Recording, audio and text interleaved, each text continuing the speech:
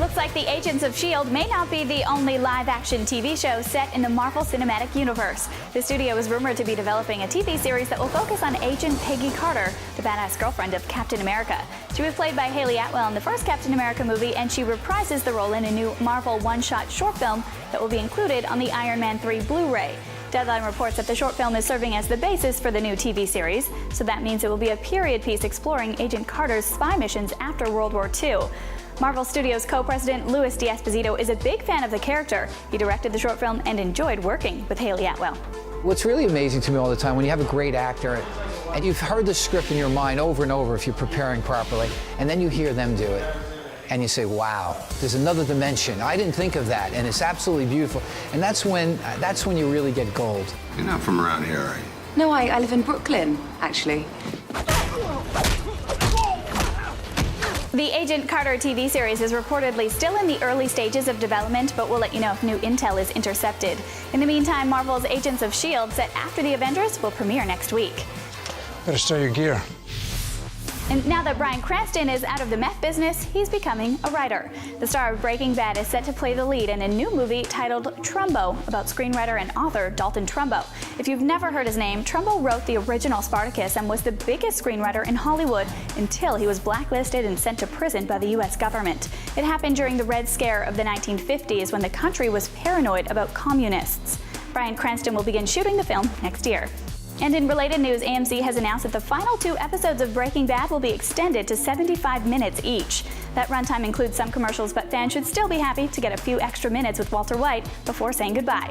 The next episode airs this Sunday, with the finale bringing everything to an epic conclusion a week after that. I am not in danger, Skylar. I am the danger. There's some bad news for Pixar fans. The animation giant's latest movie, The Good Dinosaur, has been delayed.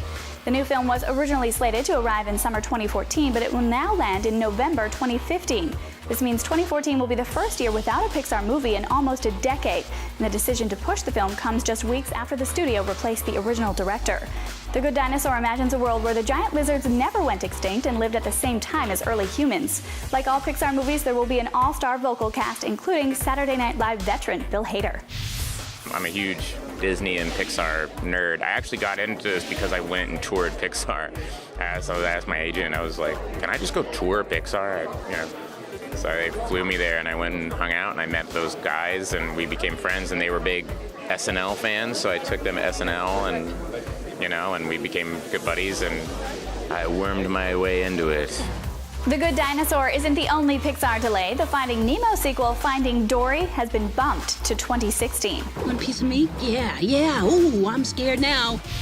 Gamers will be able to play the best PS3 titles on the PS4 and Vita starting next year. Sony has announced that its Gaikai game streaming service will go online in 2014. It will allow users on the PS4 and Vita to instantly stream and play PS3 games from the cloud, which means you won't have to download anything locally. Think of it as Netflix for games. Gaikai was founded by Earthworm Jim co-creator David Perry back in 2008, and the company was purchased by Sony last year. There's no word yet on what specific PS3 titles will be available when it finally launches. And believe it or not, Machete Kills is going to be even more over the top than its predecessor. The new Grindhouse-style sequel sees the Mexican anti-hero recruited by the President of the United States, played by Charlie Sheen, to take down a revolutionary madman, played by Mel Gibson. There will be plenty of outrageous violence and ridiculous explosions. Damn, you're good. Writer-director Robert Rodriguez decided to make the sequel much bigger, with loads more characters, locations, and action than the first film. For Machete Kills, I decided to go ahead and go really big and adventurous with it. The first movie was almost like our First Blood, and this needed to be First Blood Part 2. This needed to be him on a mission. This needed to be Machete hired by the U.S. government to go on a mission that they couldn't solve. That was the original idea I always had for the character. So I wanted to put him in that, but make it almost on the scale of a James Bond movie. And I wanted it to feel like we started with Machete, but then we went much bigger with the second one. Machete will kill in theaters on October 11th. Robert Rodriguez plans to go even bigger with the planned third film, Machete Kills in Space. Machete kills. That's what he does. Here we go again. Some new rumors about Star Wars Episode 7 have dropped out of hyperspace. The new film is scheduled to begin shooting early next year, and there have already been plenty of casting rumors. The latest comes from Latino Review, which reports that Hannah star Saoirse Ronan has auditioned for a part.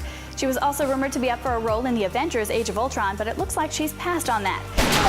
There's no word yet on what kind of character she might play in Star Wars if the news is true, but the film is expected to focus on the offspring of Princess Leia and Han Solo. I like the sound of that. The site also claims that Star Trek Into Darkness villain Benedict Cumberbatch will be in the film, despite public denials on his part. Why did you allow me to live? Keep in mind, though, that director J.J. Abrams publicly denied his involvement in the project before signing on. Expect plenty more on Star Wars Episode 7 soon. Laugh it up, fuzzball.